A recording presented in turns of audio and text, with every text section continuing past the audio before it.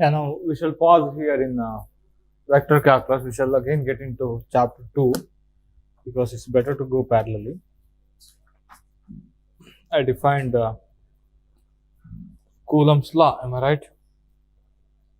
Force between two charges.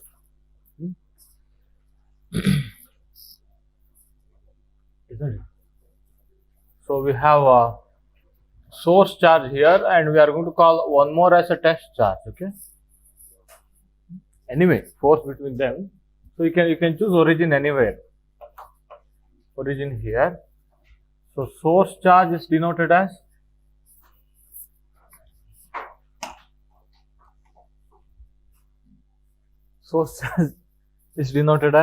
it's not feeling comfortable, but it's a very good tool.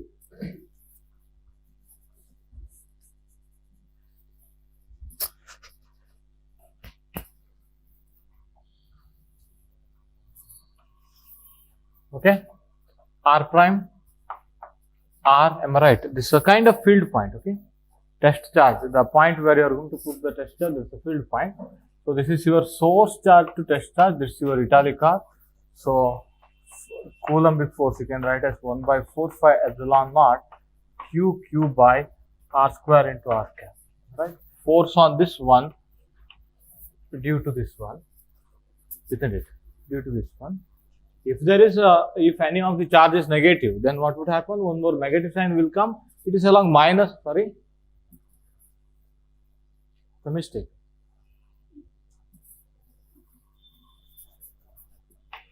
R square, R cap.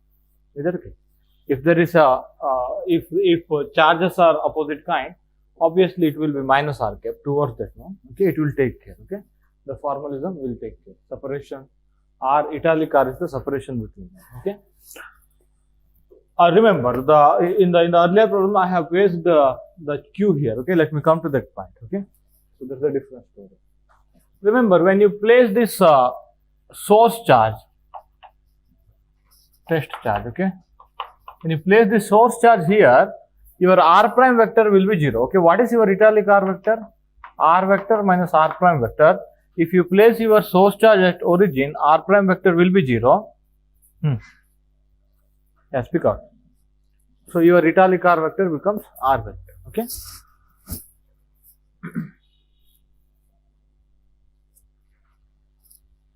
Now, so again, before getting into that electric field, we shall quickly go through some problems here. Okay.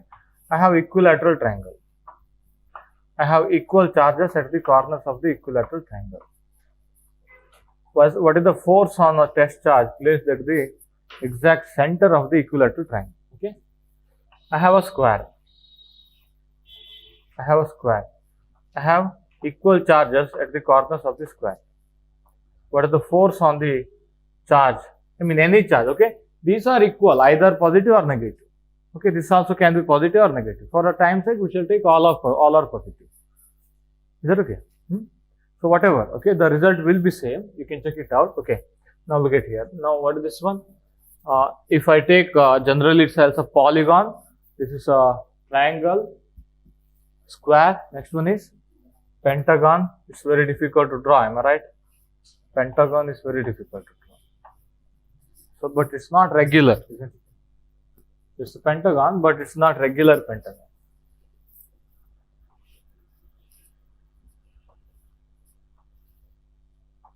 Is that okay? Approximately.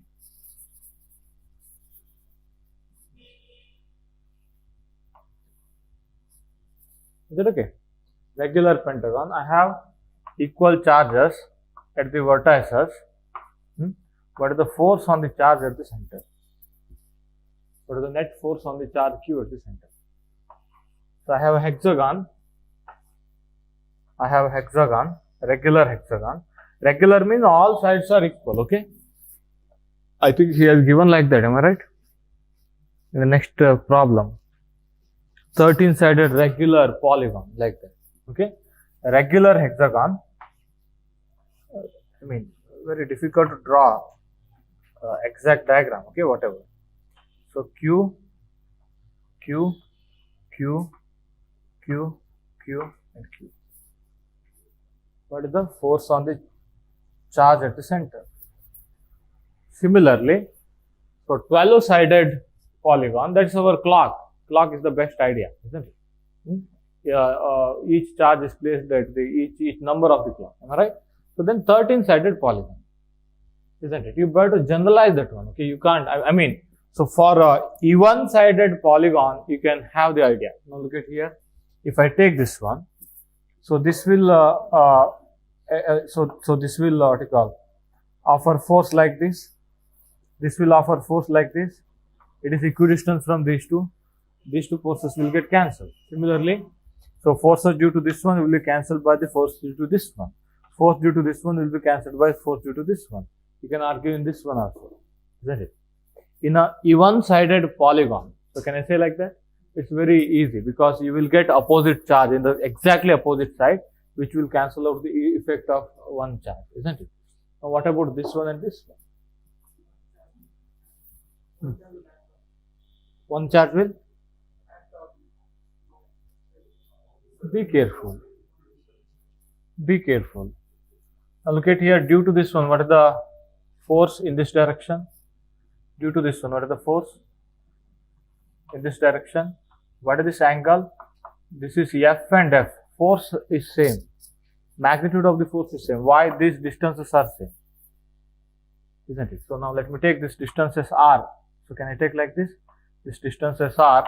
My magnitude, I'm writing magnitude. I know the direction. Once I write the direction in the space, I'll not worry about x cap, y cap, z cap or something while writing. Is that okay? F is equal to 1 by 4 pi epsilon naught Q by R square. Am I right? That is the magnitude. That is same here. So this also distance same R. Am I right? So now what is this angle? Any idea? You have to work it out, okay? Class 12th level problem. 120 degree, 60 degree, 30 degree, 30 degree, 120. 120 plus 60. Am I right? This should be 120, 120 degree. So two forces equal in magnitude, 120 degree in direction. Obviously, its resultant will be like this. Am I right? Two forces equal in magnitude. So can't you feel that your resultant will be exactly at the middle of this one? Isn't it? And what is the magnitude of that resultant? Look at here. So magnitude of the resultant, that's equal to root of f square plus f square. So plus 2ff cos of the angle between them. Am I right? 2f square cos 120 degree. Are you getting my point? Law of cosine. So vector addition of these two is a fr. Am I right? What is the magnitude? Root of f1 square plus f2 square. Just I have written a square plus b square minus 2 plus 2 a dot b, like that. Am I right? So that's the formula. Okay? Law of cosine. Now what is this one? Cos 120 is minus 1 by 2. Am I right? So minus 1 by 2. So that is root of f square plus f square minus f square. 1 minus 1 by 2. Okay? That's equal to f. This resultant is f again. F again. Okay? What is this one? This is the resultant of force due to these two. Now I have one more. This will offer the force in this direction. What is the magnitude of that force? F again. What is the net force? Speak out. Speak out. Don't you believe that vector algebra? Yeah, speak out. You collapse to something. I mean, your mind collapsed to something. Wave function. Yeah. You are expecting resultant force. Isn't it? 0. Check it out. Is that okay? So here also it is 0, but very difficult to show. Isn't it? Because you need to add, I think, yeah, very difficult. Here I can show. And I'm going to generalize. Yeah, speak out.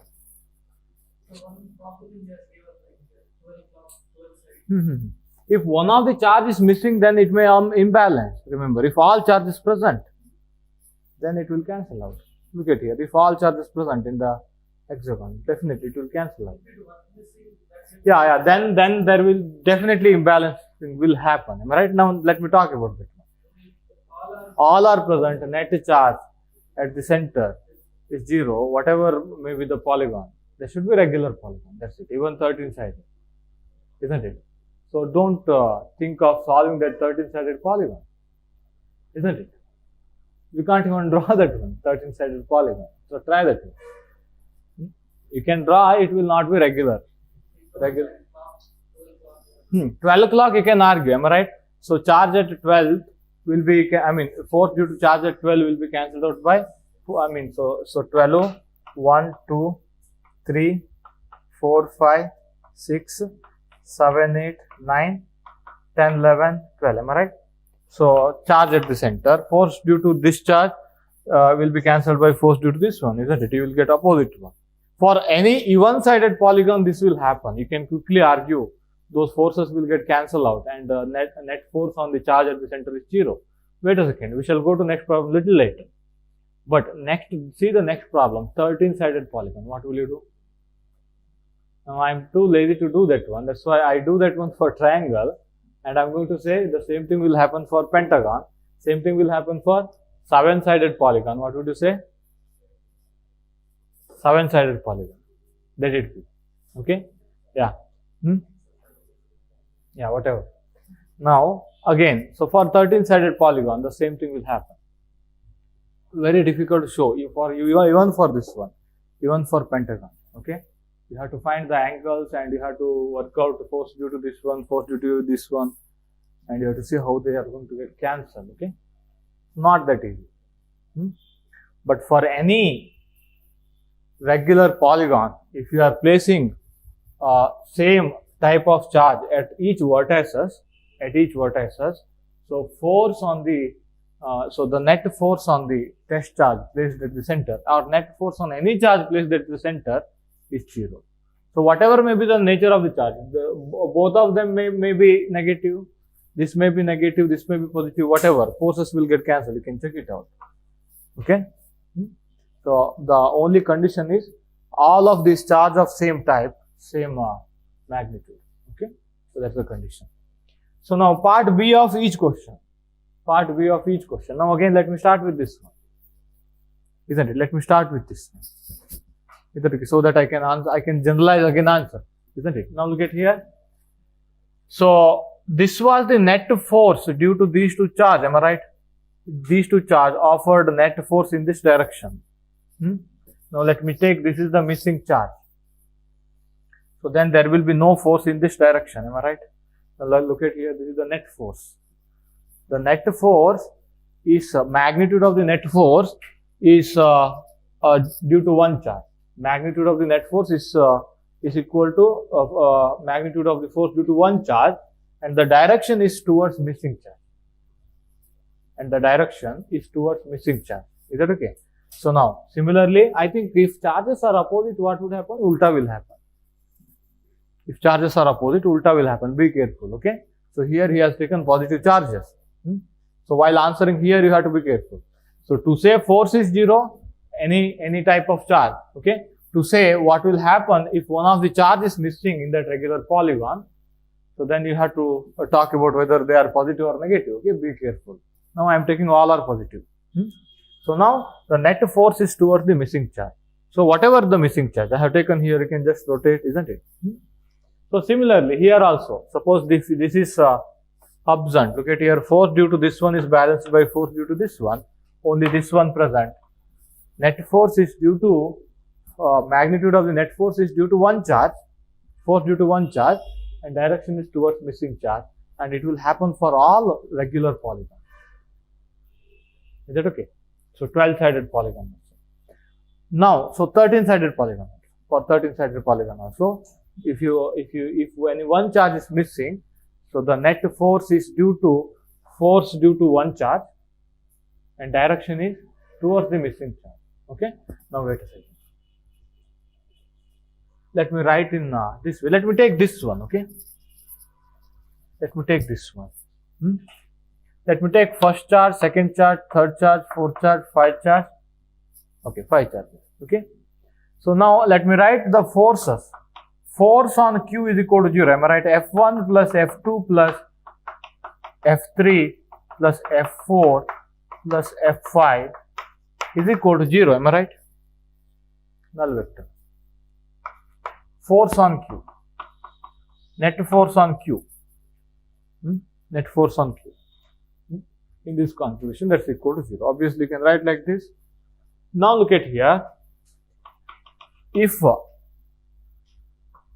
first charge is missing,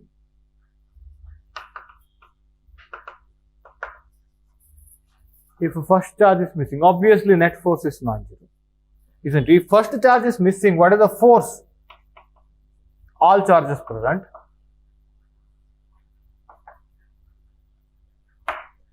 If first charge is missing, what is the force on Q? F2 plus F3 plus F4 plus F5. But you don't have to find that one. Look at this equation.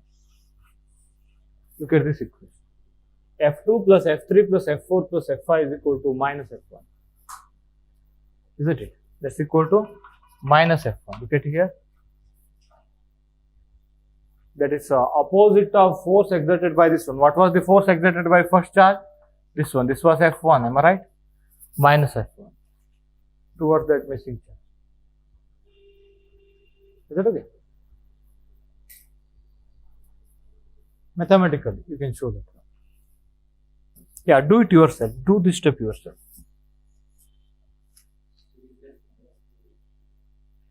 One of them by minus Q. Then I think that will be doubled. Am I right? That will be doubled. That would happen. So, I mean, look at here. Yeah, I'll take these ideas later. Okay. You have Q here. Now, taking off this charge is equivalent to adding one minus Q charge. Minus Q plus Q net charge is 0 at that point. Okay, I am going to take this idea later to solve some problem. Okay, so placing minus Q charge is nothing but adding minus 2Q to this one. Am I right? You can take those ideas always. Is that okay? Adding minus 2Q for this. Yeah. So you can have any type of problem. First, you better to start with there are charges at all corners. If one is missing, what would happen? That's better, isn't it? If there are all charges, you will get this equation. Quickly, you will get into this equation. Okay. Just see Griffith's solutions. Okay.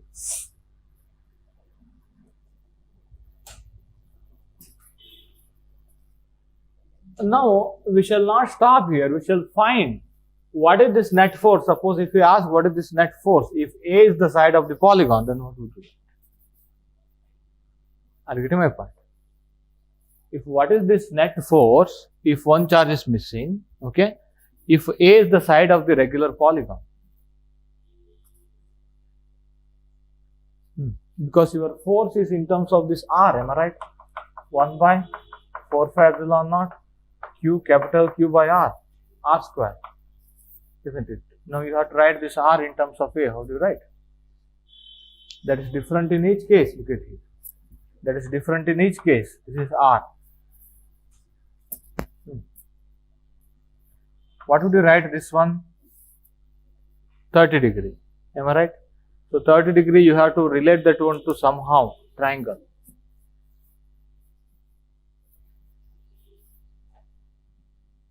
Yeah, how do this is theta. How do you define R here?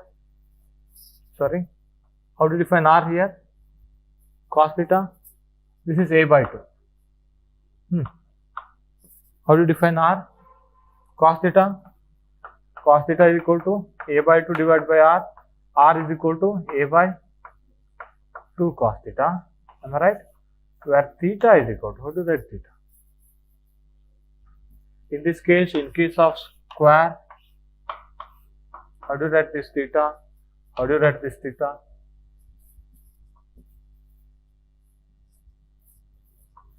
How do you write this theta?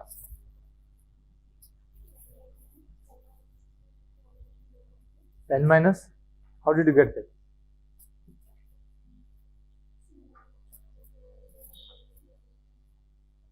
N minus, why you are writing n minus 2?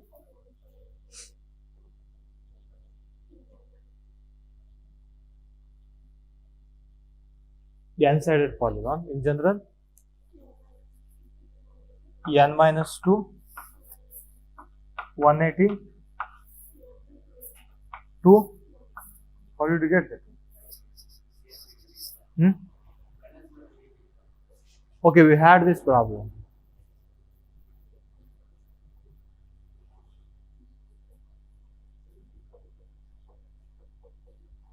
How do you generalize?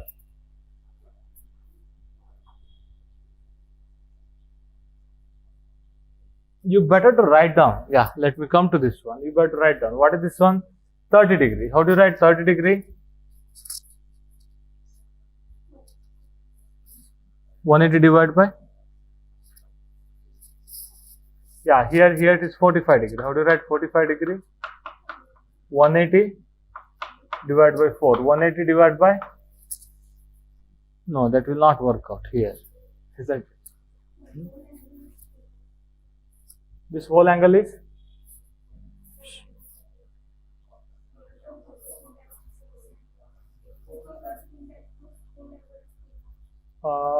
Which whole angle?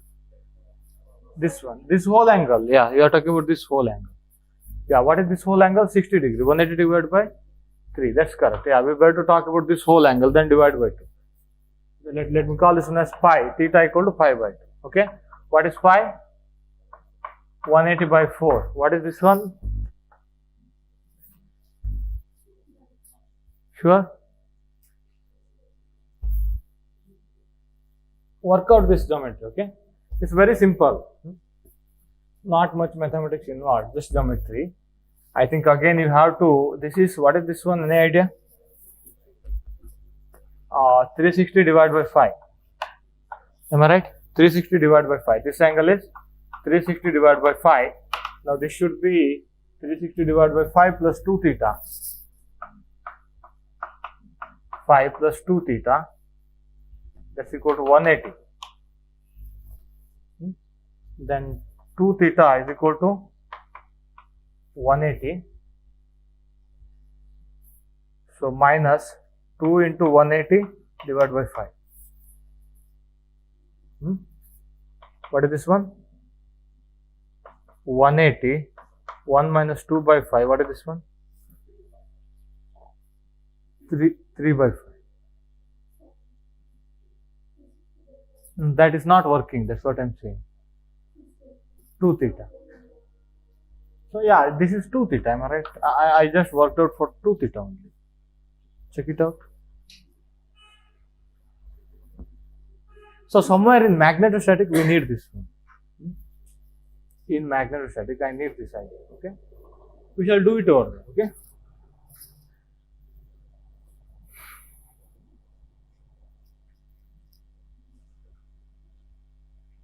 No, yeah, I got it. Look at here. Somewhere, yeah, I have taken it from Wikipedia. Okay, R equal to A is the side divided by 2 times sine 180.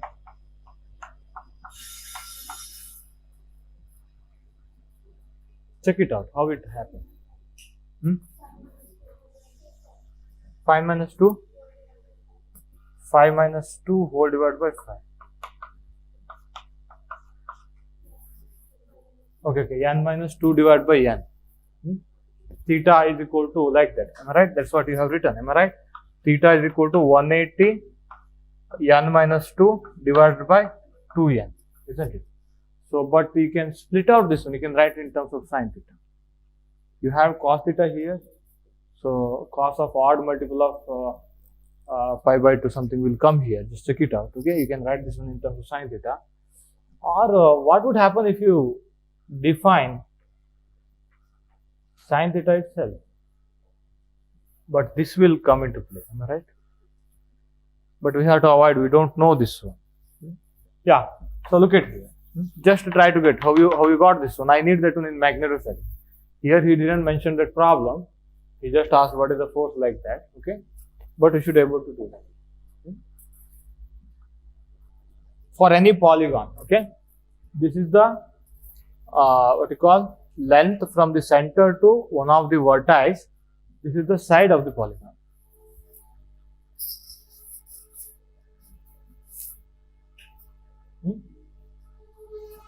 Just try to work it out, trigonometry. Okay, what is this one?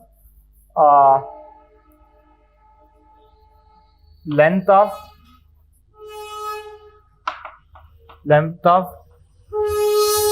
center to vertex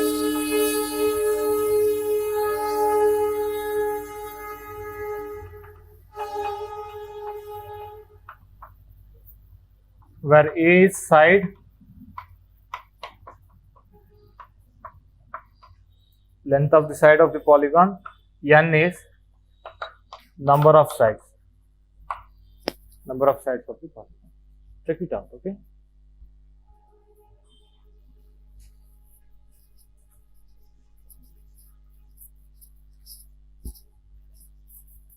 Yeah, but you have to put star here. Not if you put star here, that is important. If you put star here, terms and condition apply, isn't it? That's how we become Bakra. Yeah. Whenever you read any ad, first search for star.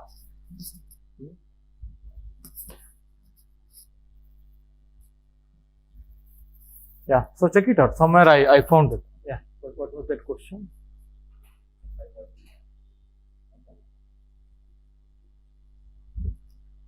Okay. The sum of all angle is 540.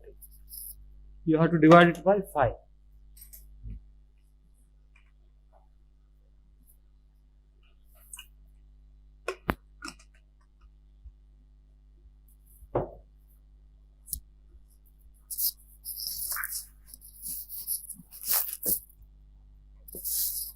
Now let me slowly move on to next one.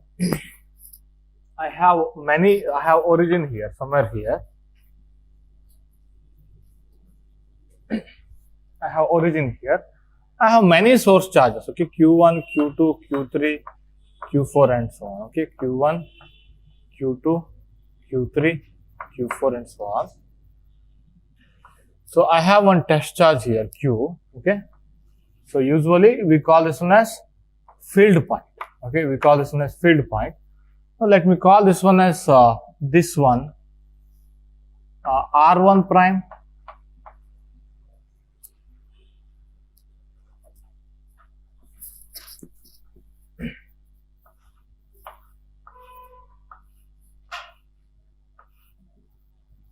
still.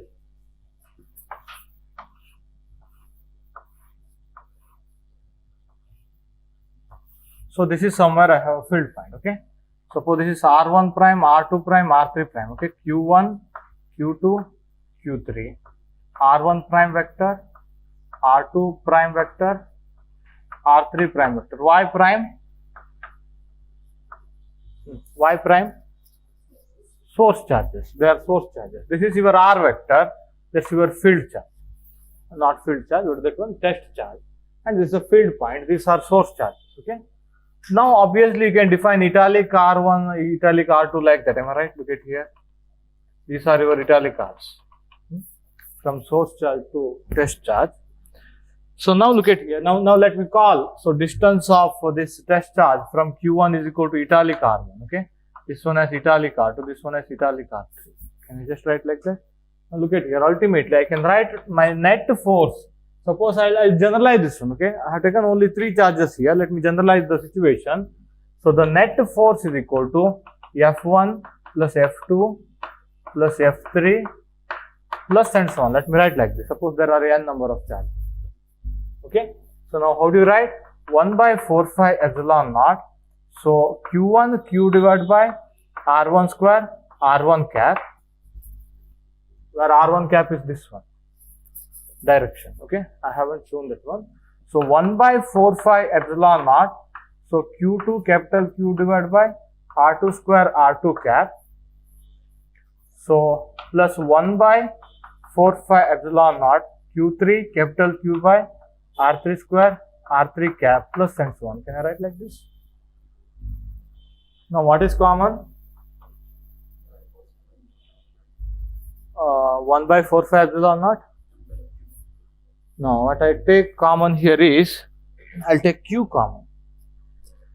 Okay, I'll take Q common. If I take Q common, what would happen?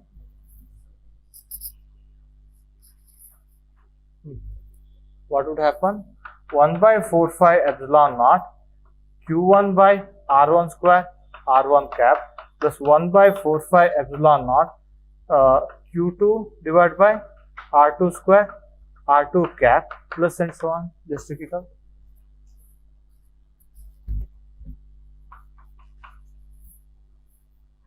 Now this whole thing is a vector addition, isn't it? That is a property of this point and these source charges. Check it out. Because I have taken out that Q outside. Okay. So this whole thing, this parameter, this whole thing, that's a vector addition. That's a property of one is this point in a space. Am I right? If you change this point, each R1, R2 will change definitely. Am I right? So, and that's a property of that point in space, and that's a property of this source charges. Am I right? That's why we call it as electric field due to all charges at that point R. Am I right? How do you point out that is the how do you say this is the point in space? Am I right? Again, with respect to origin. Am I right? Are you getting my point? If I write like this, yeah, that what is that one? We call it as electric field at this point. Am I right? And the net force on Q is equal to Q into electric field at that point. Electric field at any point, it's just a function of that point. I mean, it's just a property of that point and source charges. Is that okay? Of that point and source charges.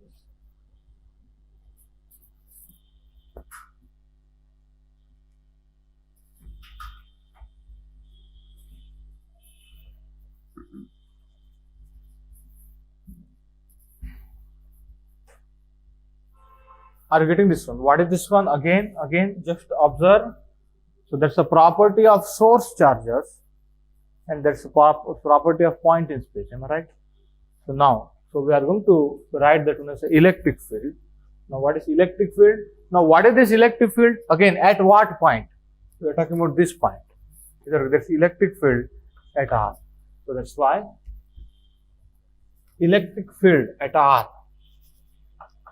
Electric field at R, that's equal to, so summation, let me write in summation convention, that's better, isn't it? This whole thing, summation of 1 by 4 phi epsilon naught, so Qi divided by Ri square into Ri cap, summation over I can be equal to 1 to n number of charges, and that's a property of source charge. Or we can say electric field, net electric field generated by all source charges. Is that okay? Now what is the idea is, first we will calculate this one, then we will go for this formula to find the force on Q, isn't it? What is this one? Force on Q, you have to write like this. Am I right? What is this one? Force on Q is equal to Q into electric field at that point where you are going to place the Q. Is that okay? Force on Q is equal to Q into electric field at the point where you are going to place the Q.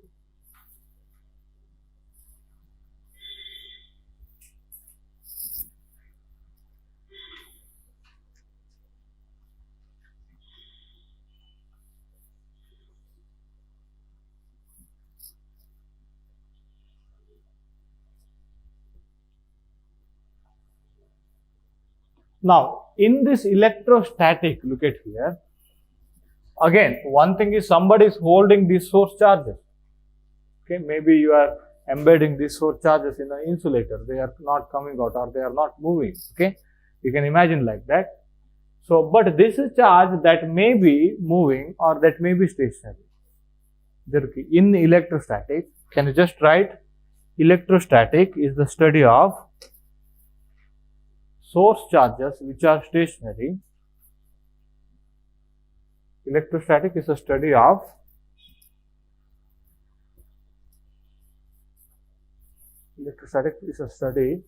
in which all source charges are stationary. All source charges are stationary, but test charge may or may not be stationary. Now you have to ask one question. If test charge moves, how it is electrostatic?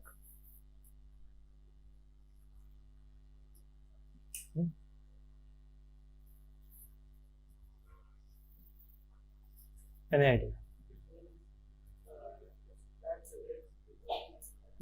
Because of?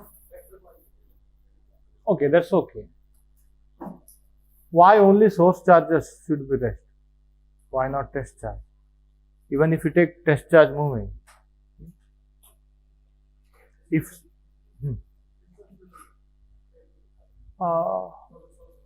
obviously when you move test charge, then also it will change.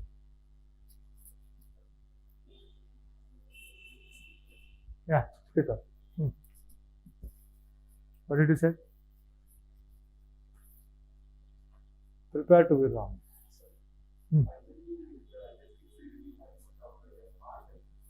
Yeah, all of these charges. Yeah, that's the property of point in space. Yeah, obviously, electric field will change. If you change this point, electric field due to all of those source charges changes. It will be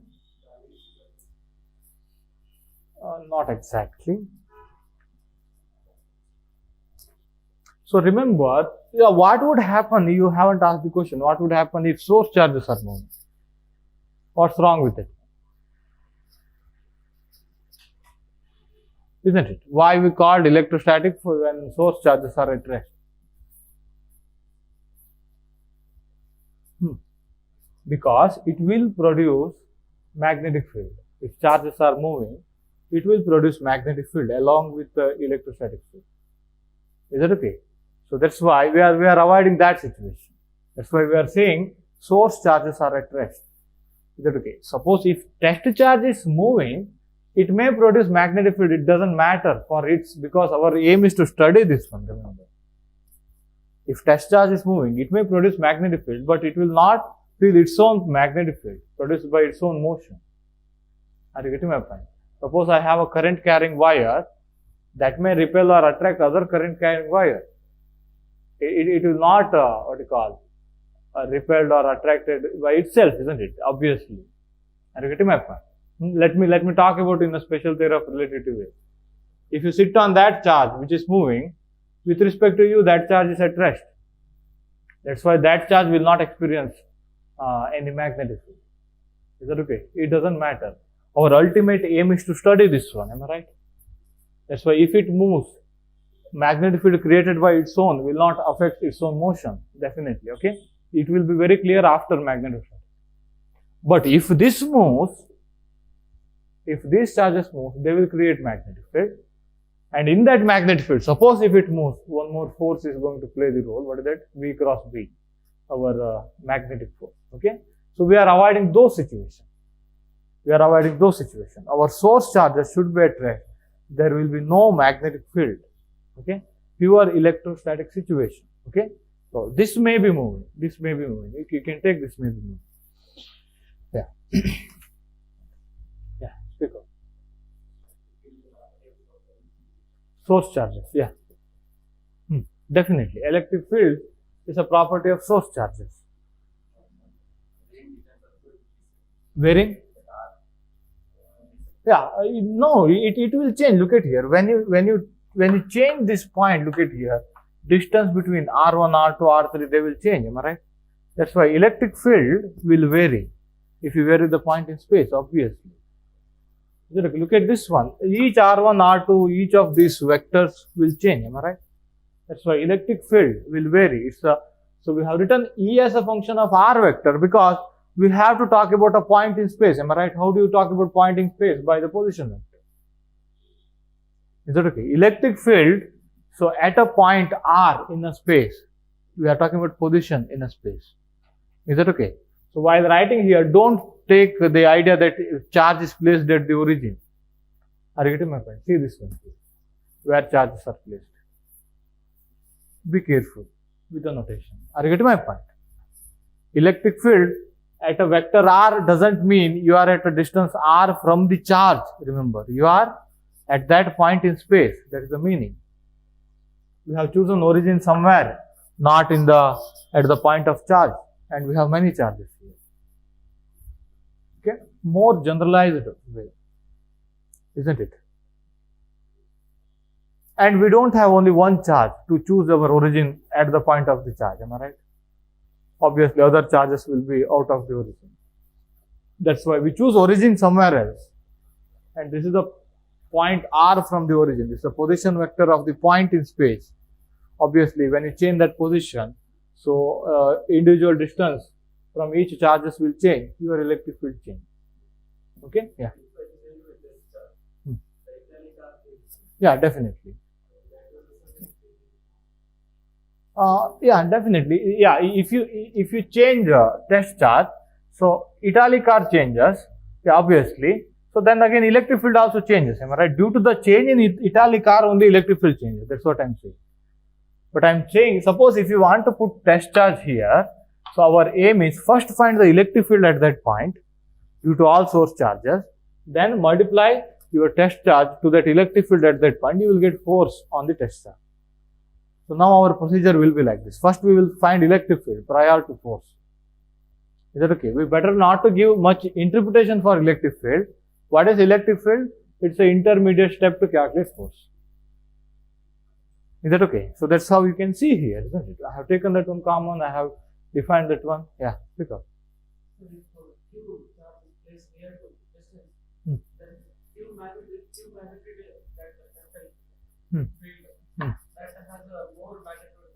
Yeah, obviously, this individual thing will take care. If these are small, obviously individual vectors are very large. It will take care, isn't it? I'm saying, so this whole vector addition, that is a property of a spatial point, not of a charge. That we call that as electric, isn't it? We have taken off that common factor outside. And the rest of thing is a property of a point in space due to all of these charges, isn't it? That's why we are going to write E as a function of R vector. Yeah. You will always get confusion. Why I have written this one, isn't it? That is the confusion. Because I need to, so if I just write E, the question is where I am finding the electric field. I have to refer to point in space, am I right? I have to refer a point in space. That point in space is R. That's a position vector R from the origin. Is that okay? Now you can write Ri vector as R vector minus Ri prime vector. You can write it.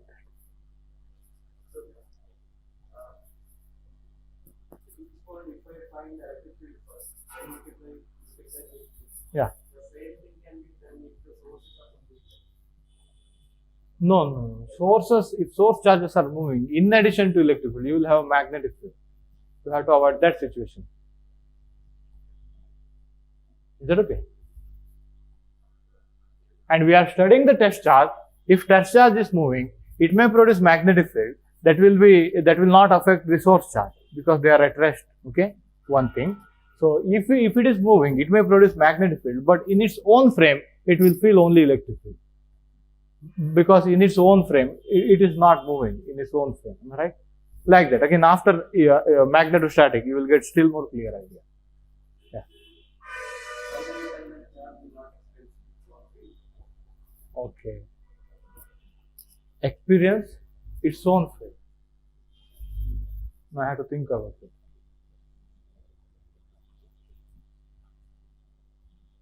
Charge will not experience its own field. Now, one thing is in magnetostatic, that's very easy to say, isn't it? In magnetostatic, it is very easy to say because in its own frame of reference, charge is not moving. there will be no magnetic field. But in electrostatic, I think somewhere in the footnote he has given that one. Okay, this idea. Have the question again? Speak out. How do we tell that a charge will not experience Its own field. Yeah, somewhere he has given in a footnote. Okay. Footnote on the main topic itself. Okay. Yes, see that one. Okay. Let me try to argue. Let me try to argue.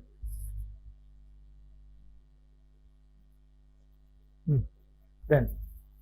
resistor moving, then in related to this other terminals are moving so. Yeah. Why the resistor will not experience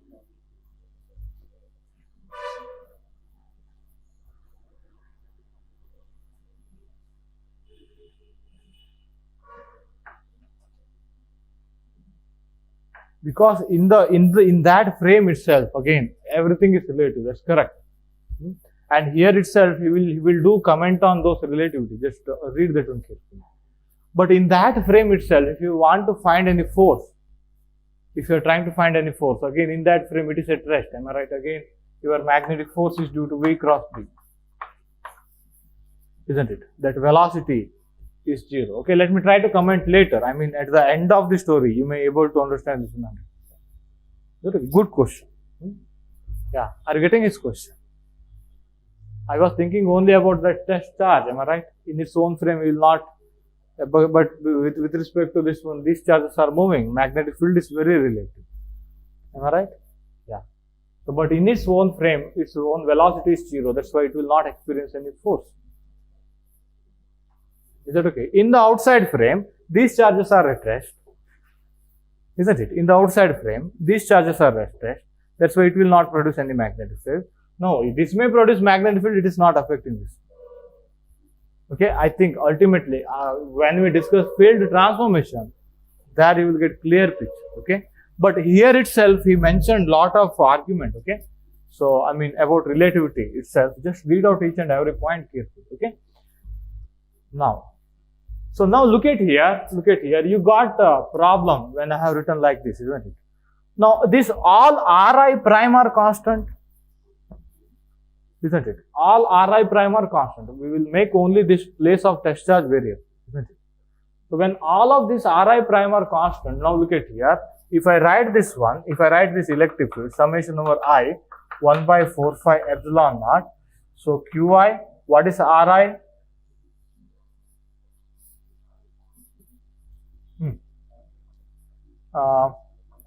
R minus Ri prime mod square into R, let me write cube here, R minus Ri prime. Isn't it? You can write as R vector by cube, multiply and divide by one more italic. Some author will write like this. Okay, some author will write like this. So am I right? Now look at here, look at this expression ultimately. Are you getting my point? What I have done? Multiply by Ri, multiply by Ri. Ri into Ri cap is Ri vector. That's what I have written, Ri vector. Is that okay? Now look at here. Look at this whole thing. Ri prime are constant. What is the variable? R vector. That's why I have written this one as a function of R. Now, is that okay?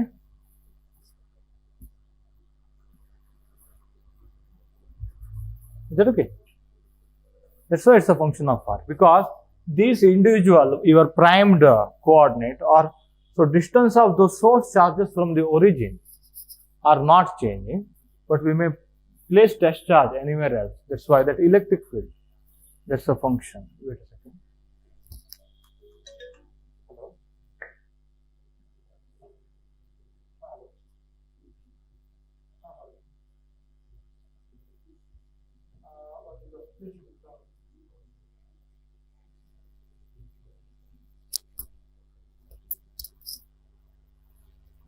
Over.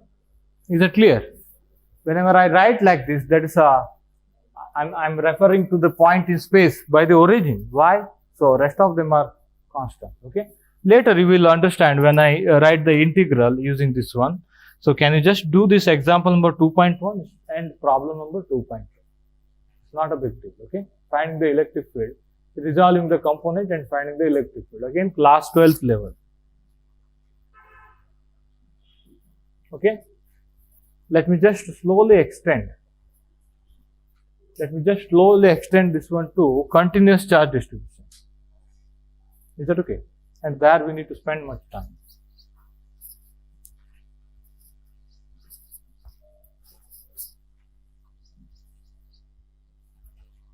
So now electric field at R is equal to summation over I 1 by 4 phi epsilon naught, or I better to write it like this, am I right?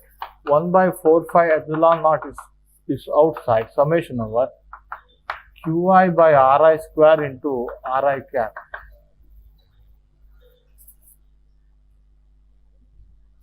Is that okay?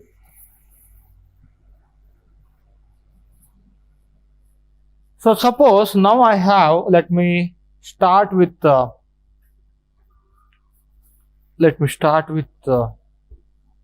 suppose I have continuous distribution of the charge. Now let me take the same kind of diagram. Remember, these coordinates are very important, okay? So don't just draw arbitrarily without coordinate, okay? Let me tell you how later, okay? When you talk about dipole and all, those are sometimes coordinate dependent, okay? So now look at here. Suppose I have some continuous charge distribution here. Now how do you find electric field at this point? It's a point at a distance r from the origin. Obviously, I need electric field at this point due to continuous charge distribution. Is that okay? So in that continuous charge, again, obviously how we have written this one? By superposition principle, am I right? Net electric field is due to, again you can define this one as net electric field due to vector addition of individual electric field, or net force is due to vector addition of individual force, isn't it? That's how you have written. Similarly, I am going to apply the same rule here. I am going to divide this whole continuous charge distribution into small charge distribution. So dq, somewhere here, I am going to take dq, small amount of charge. It is at a distance r prime from the origin. So this is your italic r. From source to field point, isn't it? So once you write this one, your electric field, look at here, let me write small amount of electric field due to this small q. How do you write 1 by 4 phi epsilon naught? So dq divided by r square into r cap, isn't it? dq divided by r square into r cap. What is this r vector now? Wait a second. R vector minus r prime vector.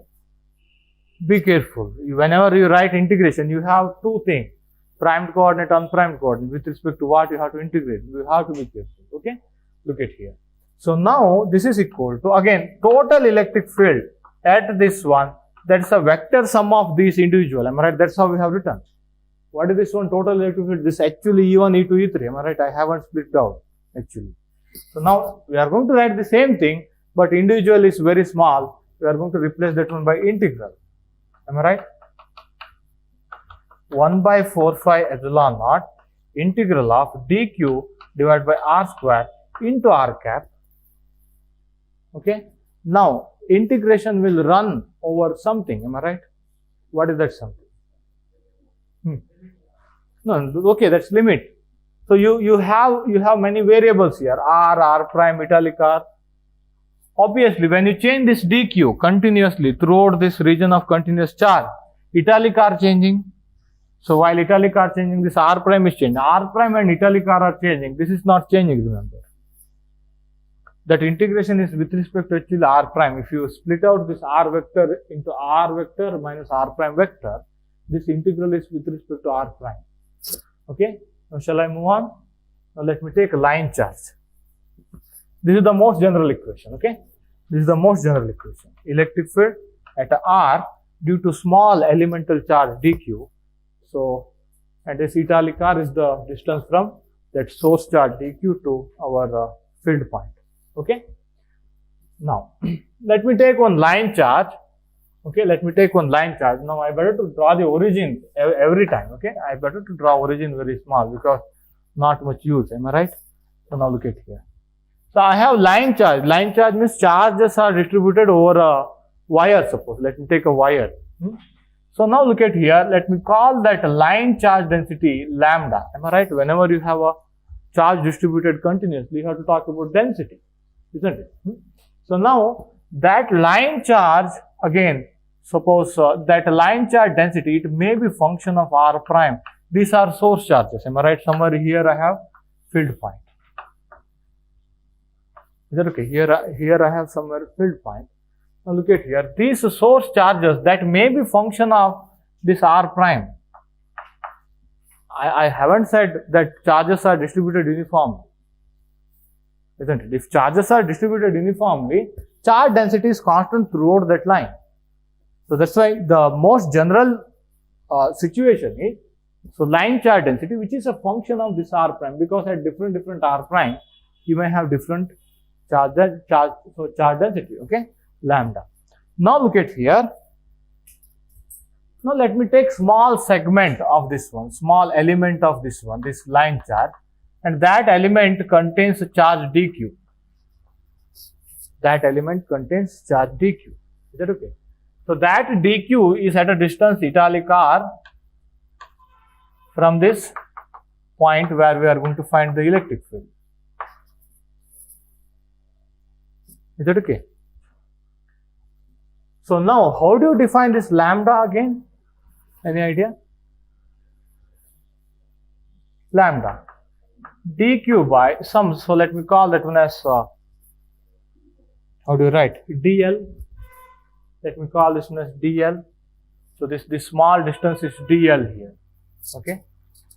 So now I'm going to write this one as dl prime. Let me tell you why. Okay, I have to write that one as dl prime. Let me tell you why. So now look at here, lambda equal to dq by dl. I mean, that's your density definition. Am I right? Charge per unit length. Okay, charge per unit length. That may be function of r prime. Remember, that may be function of r prime. I haven't said it's uniform. If it is uniform, that may be constant. You can take total length divided by total charge. That's equal to small total charge divided by total length is equal to small charge divided by small length. That's how density works. Am I right? Suppose mass is uniform throughout the material. Total mass by total volume is same as small mass by small volume. So similarly, if line charge density is same, total charge by total length, so is equal to small charge by small length. But let me take most general situation. It may be variable. It may be variable. Okay. So now look at here. So dq is equal to what is this one? Lambda of r prime into dl prime. Let me tell you why I put dl prime, not dl. Okay. Wait.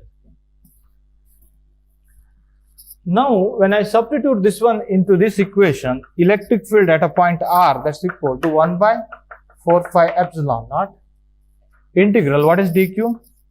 Lambda r prime dl prime divided by, that is your dq, so r square into r cap. R square into r cap. Isn't it? Now, why we put dl prime is because we need to integrate over r prime. R prime is variable. You have to sweep r prime over all possible, when you just change this dq, or when you just change your length, so I mean elemental charge here throughout this line charge, r prime will change, italic r will change, this will not change. That's why the prime symbol, whenever you write dl, that dl will talk about integral with respect to. Am I right? That's why you have to put dl prime here. Okay, dl prime.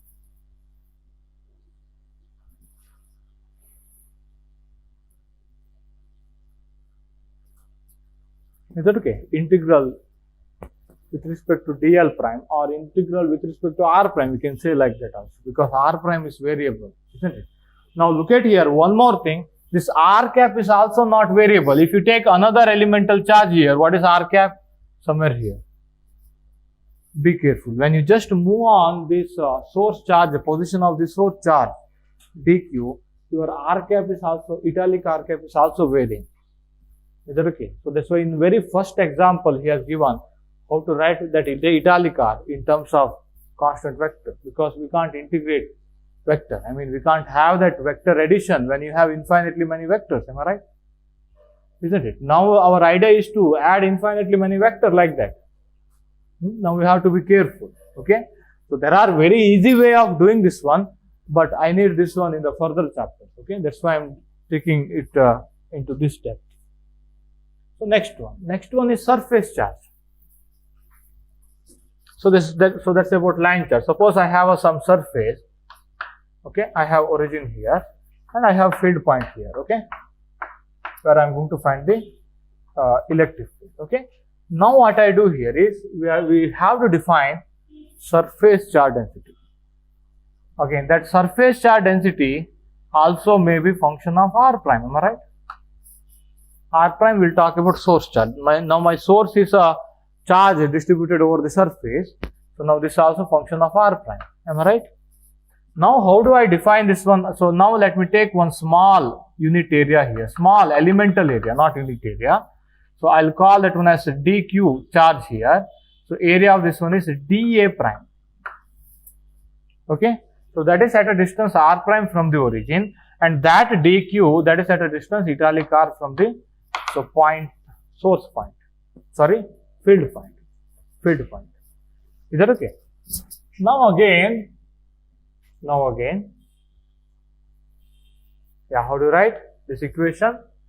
So now look at here, this sigma r prime, that's equal to dA prime, dq divided by dA prime. dq divided by dA prime. So that may not be uniform. Okay, that may not be uniform. We shall write the equation for most general. Electric field at this r, that's equal to 1 by 4 pi epsilon naught. What is dq here? Sigma r prime into dA prime divided by italic r into italic r square, right? Remember, while doing that integration, your r cap vector is also changing. You have to take care of it.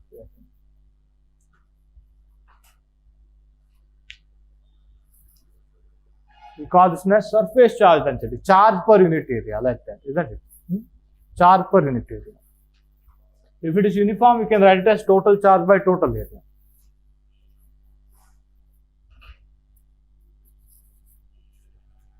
For the last one, volume charge density. Only 3 different situations that can appear, am I right? So, volume charge density.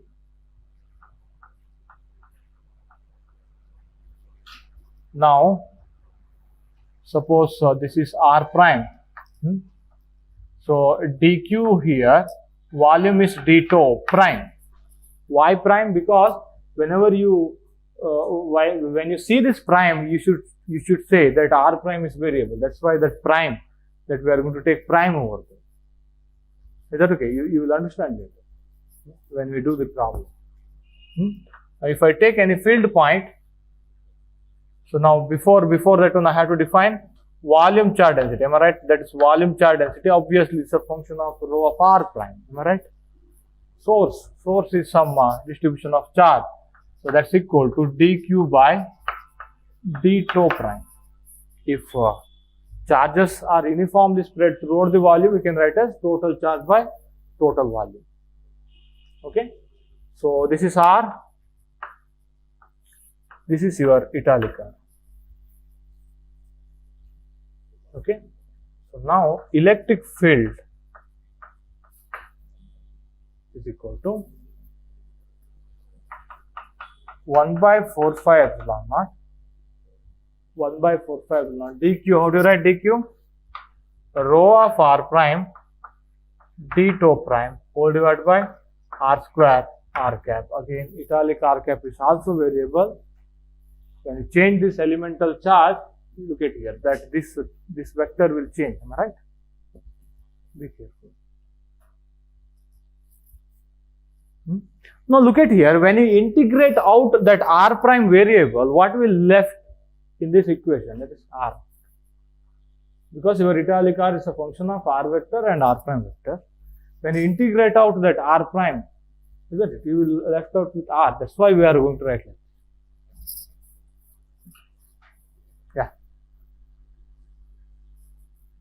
Question. Over.